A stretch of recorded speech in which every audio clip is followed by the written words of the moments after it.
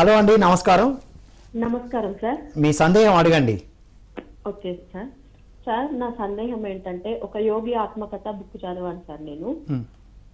అయితే ఆ బుక్ లో పరమానంద స్వామి గారు అక్కడ అమెరికా వెళ్ళొచ్చిన తర్వాత నిరాహార యోగి అని, గాలిలో తేలియాడే స్వామి అని, ఇలా చాలా రకరకాల యోగినులను కలిసారు కదా సార్.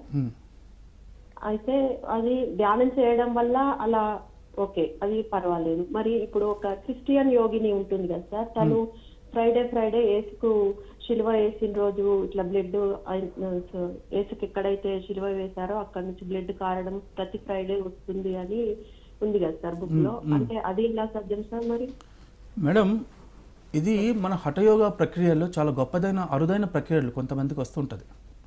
ఎందుకంటే జీసస్ క్రైస్ట్ హఠయోగి, మార్మికమైన హఠయోగి. తన శరీరంలో ఎన్ని మేకులు గుజ్జుకున్నా నా శరీరం నుంచి బయట నుంచి చూస్తూ ఎంజాయ్ చేసేవాళ్ళు అనమాట. సో అప్పుడు ఈ పెయిన్ తెలియదు. చాలామందికి ఇది ప్రూవ్ అయిందండి. ఒక మాస్టర్ ఉండేవారు, ఒక యోగి, అతనికి క్యాన్సర్ వచ్చింది, ఆపరేషన్ చేయాలంటే ఎన్ఎస్సి చేయాలంటే ఇవ్వద్దు అన్నారు. ఎన్ఎస్సి అవసరం లేదు, మీరు చేసుకుంటే నాకు భగవద్గీత చేతిలో పెట్టండి చాలు. ఆయన అది చూసి మైమరిచిపోయారు, తన బాడీ నుంచి ఆ ఫీలింగ్ లేదు, కట్ చేశారు నిజంగా. అలాగే చైతన్య మహాప్రభు, శ్రీకృష్ణ పరమాత్మ ఒక్కసారి ఆ మాట ఆయన నాతో పరమాత్మ కృష్ణ అనే చాలు, ఈవిడ తన్మతో వెళ్ళిపోయింది.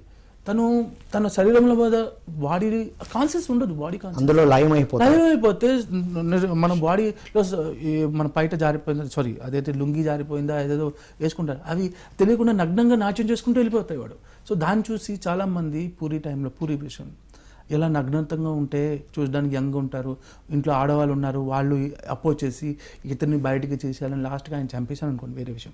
అంటే ఎంత గొప్పది. ఇప్పుడు రామకృష్ణ పరమహంస దుర్గం మాత అనే మాట అనగానే బాడీ కాన్షియస్ అయిపోతారు, లయం అయిపోతారు. ఇది దీనికి ఒక మతానికి ఆపోదించొద్దు.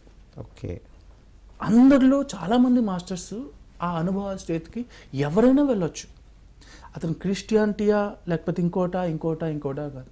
ఎందుకంటే జీసస్ క్రైస్ట్ ఇండియా వచ్చి మెడిటేషన్ నేర్చుకొని 80 years ఏజ్లో వచ్చేసి తన అదే టైంలో వెళ్ళిపోయి మిగతా టైం అంతా ఇండియాలోనే హఠయోగి, బీభత్సమైన హఠయోగి.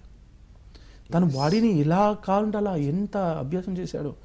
ఆయన ఒక చివరి తర్వాత 32 yearsలో ఆయన కృషి చేసి అంటే శిలువ వేసిన తర్వాత అక్కడ నుంచి తన యొక్క టీంతో మొత్తం ఆయన ఇండియా వచ్చేసి ఇండియాలోనే లాస్ట్ 130 years బతికారు ఆయన. 130 years.